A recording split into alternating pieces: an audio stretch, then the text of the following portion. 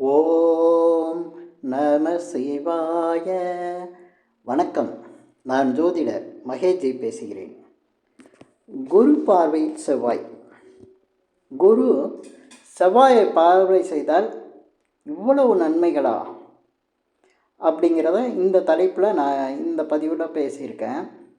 பொதுவாக ஒருத்தருடைய ஜாதகத்தில் செவ்வாயை குரு பார்த்துருந்தா அந்த ஜாதகம் மிக சிறப்பான ஜாதகமாக இருக்கும்.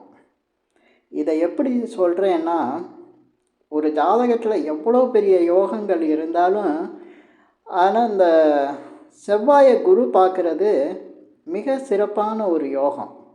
அது அந்த ஜாதகருக்கு மிகப்பெரிய ஒரு உயர்ந்த வாழ்க்கையை அமைச்சு கொடுத்துரும், நல்ல வாழ்க்கையை அமைச்சு கொடுத்துரும். குரு பார்வையில் செவ்வாய் இருக்கணும், ஆனால் செவ்வாய் பார்வையில் குரு இருக்கக்கூடாது, செவ்வாயோட குரு சேர்ந்து இருக்கக்கூடாது. ஏன்னா குரு பார்வையில் இருக்க செவ்வாய் நீ நிறைய நன்மைகளை செய்யணும். அதாவது எப்படிப்பட்ட நன்மைகள் அது நடக்கும் அப்படின்னா, நம்ம செவ்வாயை பற்றி தெரிஞ்சுக்கணும், குருவை பற்றியும் தெரிஞ்சுக்கணும். இப்போ செவ்வாய்ங்கிறது தான் ஒரு ஜாதகத்தில் ரொம்ப முக்கியமான ஒரு கிரகமாக நம்ம பார்க்கணும். ஏன் அப்படின்னா, நம்ம ஜாதகத்தை ஏன் பார்க்குறோம், ஜாதகத்தில் எந்த அளவுக்கு நன்மை இருக்குது, பாதிப்பு இருக்குது அப்படிங்கிறத தெரிஞ்சுக்கிறதுக்கு தான் நம்ம ஜாதகமே பார்க்குறோம். அப்படி ஜாதகத்தை பார்க்கும்போது கிரகங்களை பார்க்குறோம். கிரகங்கள் ஒவ்வொரு காரகத்துவம், ஒவ்வொரு குணத்தை சொல்லுது, நன்மை தீமைகளை சொல்லுது. ஆனால் இதில் செவ்வாய் தான் ஒரு ஜாதகத்தையே இயக்குது. இது எப்படி சொல்கிறேன்னா, ஜாதகம் உருவாகிறதுக்கே காரணமே செவ்வாய் தான். ஜாதகம் உருவாகிறதுக்கு காரணம் செவ்வாய்னா, ஜாதகர் உருவாகிறதுக்கும் காரணமும் செவ்வாய் தான்.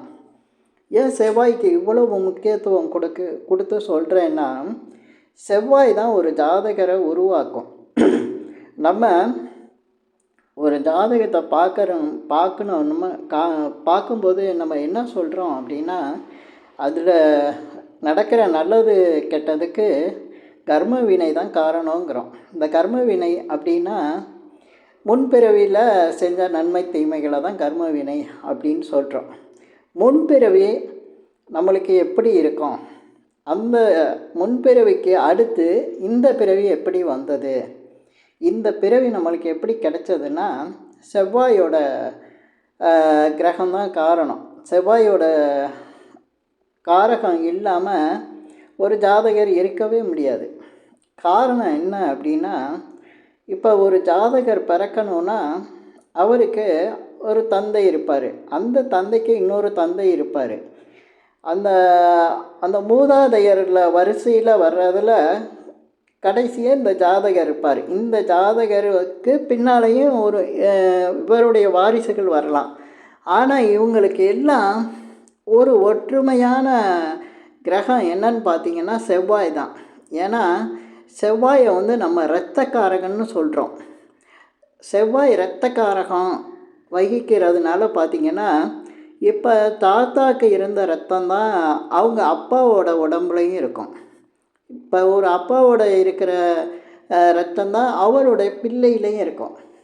இப்போ நம்ம முன்வினையில் நடக்கிற நன்மை தீமைக்கு தான் இந்த பிறப்பு, இந்த ஜாதகரோட வாழ்க்கை நிலை அமையுது. அப்படின்னா முன்பிறப்பு அப்படிங்கையில் நம்ம மூதாதையரோட வாழ்க்கை நிலையை வச்சு தான் இந்த ஜாதகருடைய வாழ்க்கை நிலையும் அமையும்.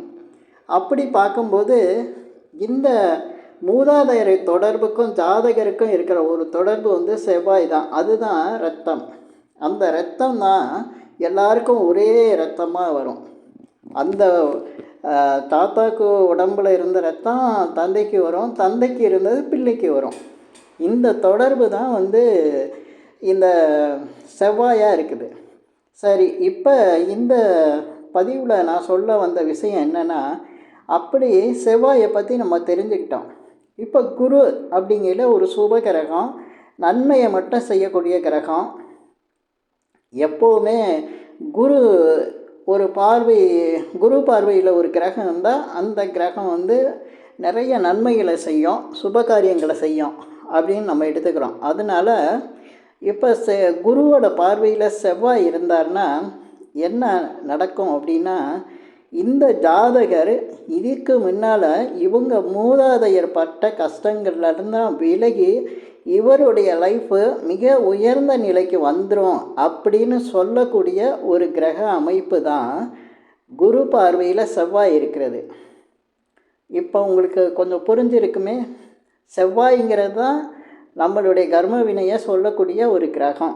இரத்தம்னு இரத்த தொடர்பில் வர்றது.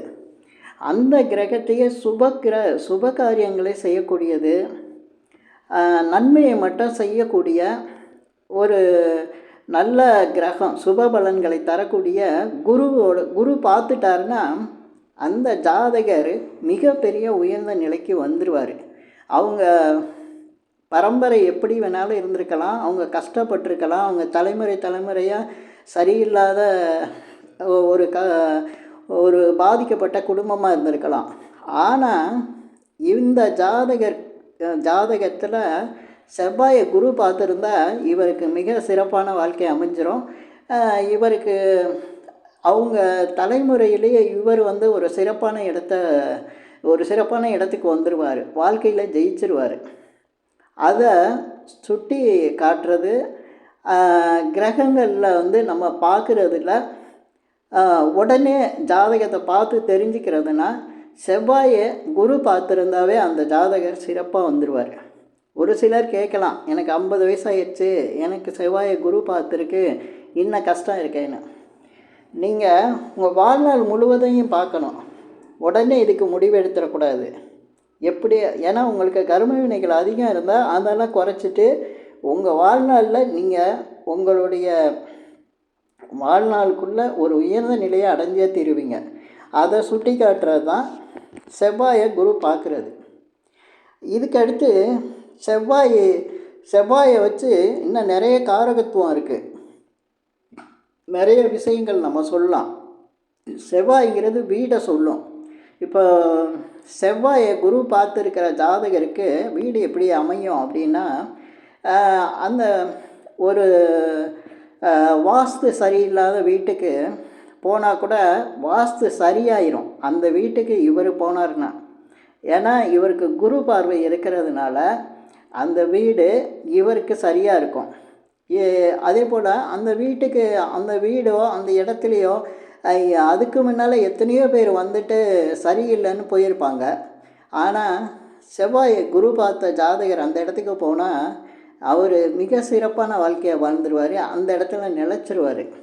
இவர் வீடு சம்மந்தப்பட்ட விஷயங்கள் எதில் போனாலும் அவருக்கு நல்ல சிறப்பான ஒரு நிலை தான் இருக்கும், நல்ல பலனை தரும்.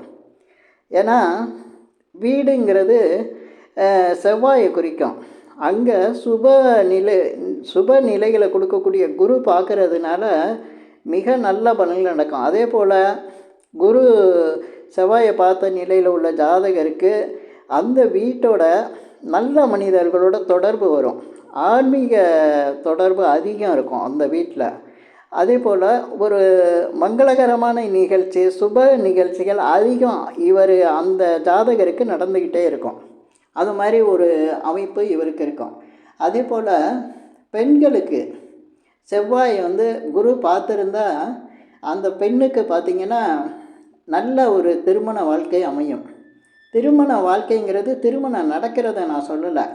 நிறைய பேர் ஜாதகம் பார்க்கும்போது செவ்வாயை பார்த்து கணவனோட நிலையை தெரிஞ்சுக்கலாம், சுக்கிரனை பார்த்து மனைவியோட நிலையை தெரிஞ்சுக்கலாம் அப்படின்னு நினைக்கிறாங்க. அந்த செவ்வாயை பார்க்குறதுங்கிறது எப்படின்னா, செவ்வாய்ங்கிறது ஆண் நினைக்கிறாங்க. ஆண் கிடையாது, அது பெண் தான். செவ்வாய்ங்கிறது பெண்ணு தான்.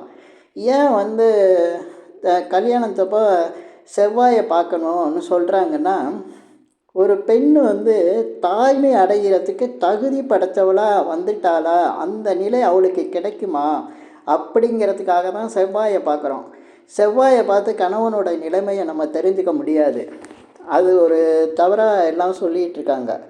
ஏன் அப்படின்னா, செவ்வாய்னா நிலம் என்ன செய்யுதுன்னா ஒரு விதையை விதைச்சா அதை விருட்சமாக்கி மரமாக்கி இந்த உலகுக்கு தருது. அதுபோல் திருமணம் நடக்கிறதுக்கு வாய்ப்பு வந்துட்ட பெண் வந்து ஒரு நிலம் போல் மாறிடுறான். அப்போ கணவனுடைய உயிரணுமை வந்து அங்கே தாங்கி ஒரு குழந்தைய பெற்று இந்த உலகுக்கு ஒரு வாரிசை கொடுக்குறான். அதனால தான் பெண்களை வந்து செவ்வாய் போலன்னு சொல்லணும். அதனால தான் பெண்களை வந்து பூமிக்கு நிகராக வந்து சொல்லுவாங்க. இப்போ அதாவது பூமி தாய் மாதிரி பொறுமையாக பெண்கள் இருக்கணும் அப்படின்னு சொல்லுவாங்க. எதையும் தாங்கக்கூடியவங்களாக இருக்கணும் அப்படின்னு சொல்லுவாங்க. இது நம்ம ஜாதகத்தில் இப்போ செவ்வாய் குரு பார்த்துருந்தா நிச்சயமாக அந்த பெண்ணுக்கு வந்து குழந்தை பிறக்கும், திருமணமும் சிறப்பாக நடக்கும். இந்த மாதிரி அமைப்பு இருக்கும்போது நம்ம நட்சத்திரங்கள் வழியாக பார்க்குறத விட ஜாதகத்தில் மிக வலிமையான ஒரு அமைப்பு எதுன்னு பார்த்திங்கன்னா செவ்வாயை குரு பார்க்குறது தான். அது பெண்களுக்கு.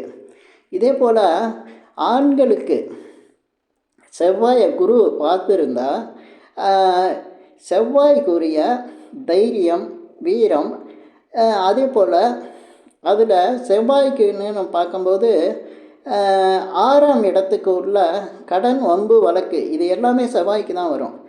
இந்த கடன் சம்பந்தமான பிரச்சனைகள் வந்து இந்த ஜாதகருக்கு இருந்தாலும் மற்ற கிரக அமைப்பு போல் இருந்தாலும் எப்படியாவது அந்த கடனை இவர் சரி பண்ணி இவர் அதிலேருந்து மீண்டு வந்துடுவார். அதே போல் செவ்வாய்ங்கிறது நோயையும் சொல்லும், உடலில் வரக்கூடிய நோய்களையும் சொல்லும். அந்த நோயை வந்து சரியாகி அதிலிருந்து மீண்டு நல்ல உடல் வலிமை பெறக்கூடிய நிலை வந்து இந்த குரு வந்து செவ்வாயை பார்த்துருந்தா நிச்சயம் அவங்களுக்கு நடக்கும்.